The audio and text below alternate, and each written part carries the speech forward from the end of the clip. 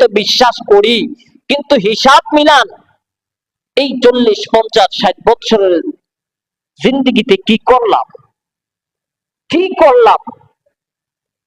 পারি না কোরআন শুদ্ধভাবে, পারি না নামাজ শুদ্ধ করে, নামাজের সময় হলে বাইরে আড্ডা দেই।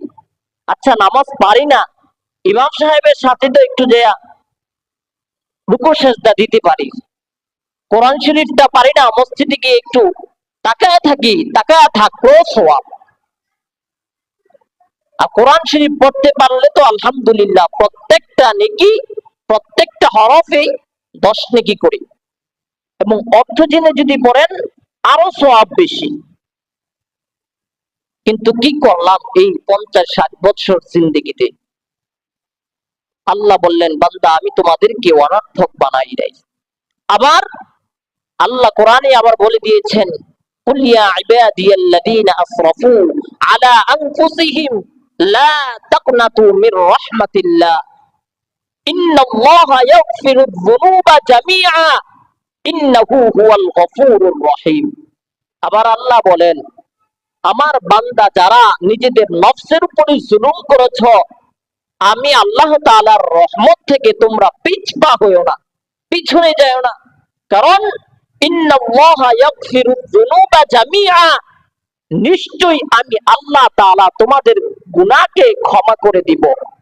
ইন্নাহু হুয়াল গফুরুর রহিম, আমি আল্লাহ হলাম রহমান রহিম গফফার। সব গুনাহের ক্ষমা হলো আমি আল্লাহর কাছে। আল্লাহ আবার কঠোরতা করলেন, আমার ইবাদত করো, হাসরের দিন কিন্তু হিসাব হবে। একটু বালিশের মধ্যে মাথাটা লাগাইয়া চিন্তা করিয়েন, আসলে এই জিন্দেগিটা কি অনর্থক?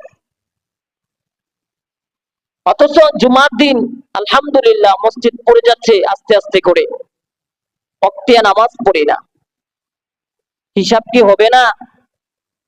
আল্লাহ বলেন, ওয়ামা খালাকতুল জিন্না ওয়াল ইনসা ইল্লা লিয়াবুদুন, আমি মানুষ এবং জিনরে বানাইলাম বান্দা আমার ইবাদত করবা, আমার গোলামি করবা।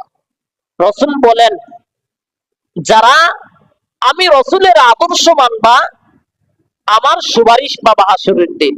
আমি রাসূল যদি জান্নাতে যাই, তাহলে তোমাদেরকে নিয়ে জান্নাতে যাব। আর যদি আমার আদর্শ না মানো, আমার তরিকা অনুযায়ী যদি না চলো, তাহলে আমি রাসূল কিন্তু আমার সাথে তোমার জান্নাতে যাইতে পারবো না। আর রাসূল কিভাবে চিনবে আমাদেরকে? আমরা যে রাসূলের উম্মত, এত মানুষের মধ্যে কিভাবে চিনবে?